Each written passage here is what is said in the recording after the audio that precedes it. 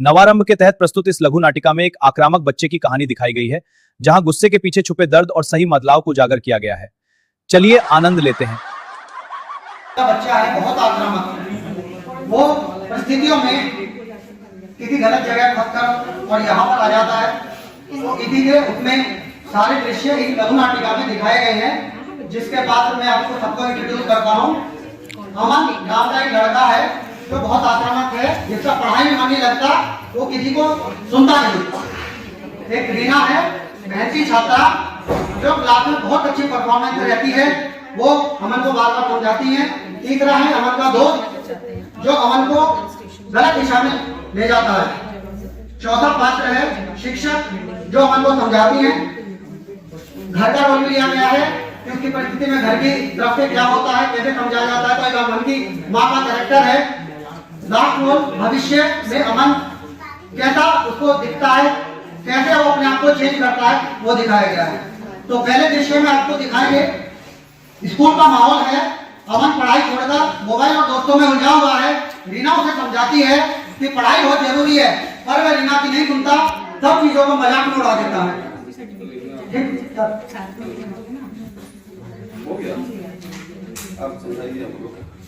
वो अमन पढ़ाई में लगाओ, ऐसे झगड़ा लड़ाई मत किसी से किया करो, क्योंकि पढ़ोगे तभी भविष्य बनेगा तुम्हारा। और ऐसे लोगों के साथ रहोगे तो कुछ नहीं होगा। अरे छोड़ो ना, पढ़ाई में क्या रखा हुआ है, मोबाइल में सब कुछ है, सारा कुछ मोबाइल में ही है। इसकी बातों में कहाँ आ रहे हो? इसे क्या पता, जिंदगी जीने के लिए है, पढ़ाई लिखाई के लिए नहीं। चलते घूमते हैं। रीना बेचारी चुप होकर दुखी मन में बैठ जाती है। दृश्य नंबर 2, अमन का घर। माँ अमन को समझाती है, लेकिन अमन अपनी माँ की बात को सीरियस नहीं लेता।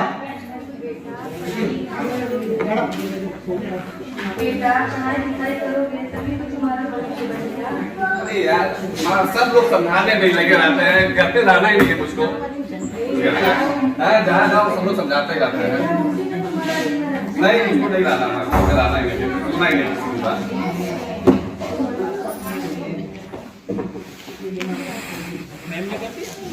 दृश्य नंबर 3, स्कूल में शिक्षक से संवाद होता है अमन का। हेलो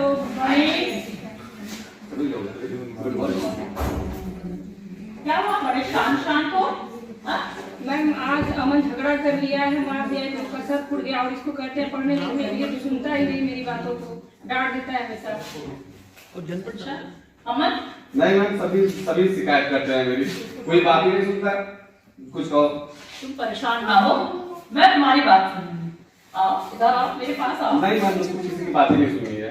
नहीं बेटा देखो, मेरी तरफ देखो, कायदे से देखो और शांत हो जाओ। बहुत गुस्सा करते हो, सारे बच्चे यही कहते हैं कि बहुत गुस्सा करते हो।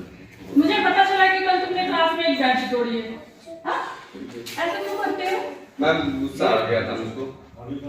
तुमने गुस्से में बेंच तोड़ी, तुम्हें क्या ये अच्छा लगा? नहीं मैम। तो फिर क्यों तोड़ी? इधर आओ। तुम अपने अंदर झांक के देखो, तुम गुस्सा करते हो और गुस्सा में तुमने जो है एक बेंच तोड़ा। मैं तुम्हें इसके लिए पनिशमेंट नहीं दूंगी, बस गुस्सा आ जाएगा, ठीक है? लेकिन अपने हाथों को देखो। अच्छा ये बताओ, तुमने किसी ईंट या कोई छड़वर से बेंच को तोड़ी कि? मैंने अपने हाथ से तोड़ा। अच्छा वेरी गुड। मुझे तो लगता है तुम्हारे हाथों में बहुत अद्भुत शक्ति है, बहुत ताकत है। अरे मैं तो ऐसे बेंच को तोड़ूंगी तो मेरी तो 2 हड्डी टूट जाएगी। लेकिन पता है, तुम इस अपने अच्छी ताकत को किसी अच्छी चीज में लगाओगे तो आज यहाँ पर हो, कल आसमान की ऊंचाइयों को छूओगे। क्लास में जाओ, उसका मैंने 4 पीरियड लेती है, ठीक है? उसके बाद 2 पीरियड जो है कराटे के क्लास में मोहित सर लेते हैं। और जो तुम कह रहे हो तुमने बेंच तोड़ी है, पता वो अपने ट्रेनिंग में टाइल्स के ग्रुप रख के टाइल्स करवाते हैं, ईटा रख के ईटा करवाते हैं। और हमें लगता है कि वो जो बच्चे जो सीखने जाते हैं वो तो अपने हाथों से कोशिश कर रहे हैं, फिर भी परफेक्ट नहीं हो रहे। नहीं तो मुझसे तो अच्छी मैं तोड़ देता हूँ। हाँ, तो बस अपने अंदर देखो कि तुम्हारे अंदर भी खूबियां हैं। तो कल से क्लास जाओगे, प्रॉमिस? और जो कराटे का क्लास है वो भी ज्वाइन करोगे?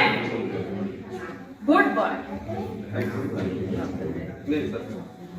तो देखा आपने, सभी ने अमन को समझाया, लेकिन अमन फिर भी अनजान है भविष्य को लेकर के कि मेरे साथ कुछ नहीं होगा, मैं जैसा हूं ऐसा रहूंगा, उस पर किसी चीज का कोई इफेक्ट नहीं होता।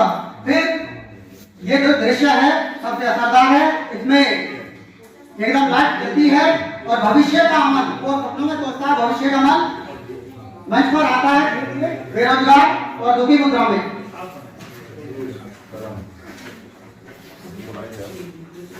आप अरे ये कौन है? मैं तुम्हारा भविष्य। अरे ये कैसा भविष्य है मेरा?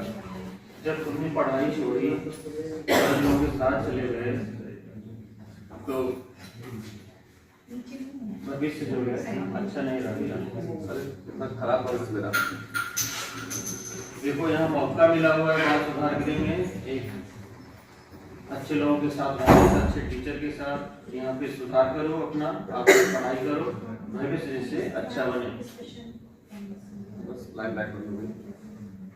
तो फिर जब बच्चा संप्रेक्षण गृह में मौका मिला है उसको बदलाव लाने का, तो संप्रेक्षण गृह में टीचर दोबारा फिर उसको समझाते हैं, बताते हैं और दोबारा उसका संवाद होता है और किस तरीके से उसके अंदर बदलाव आता है, ये लास्ट वाला सीन है।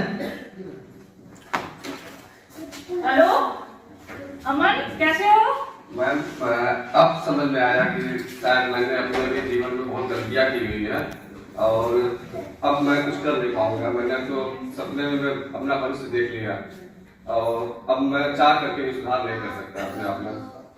नहीं कर सकते हो, मैंने तुम्हें कल भी समझाया है, फिर तुम अपने लक्ष्य से भटक रहे हो। बताओ, आज तुम क्लास में गए थे? अब जाएंगे, अब से जाएंगे। प्रॉमिस? जी सबको बताओ कि मैं क्लास में जाऊंगा रेगुलर। अब मैं क्लास में जाऊंगा। फिर शाम की फिल्म का क्या होगा? नहीं, अब शाम की फिल्में देखने जाएंगे। अरे यार टिकट ले लिए हैं। नहीं, अब तू मेरा दोस्त नहीं रहा भाई। अरे भाई दोस्ती तोड़ दी तुमने। तो अब मुझे ऐसे लोगों से दोस्ती नहीं रखनी है कि जो मेरा भविष्य बर्बाद करें।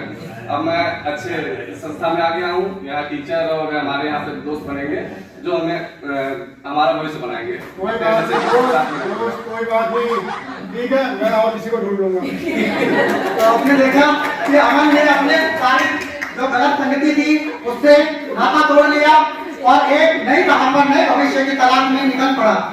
धन्यवाद। इसमें संदेश गुस्सा गलत रहा, हाथ में हथियार देता है। गुस्सा गलत रहा और हाथ में हथियार देखता है। सही शिक्षा राह के साथ भविष्य बनाती है। धन्यवाद।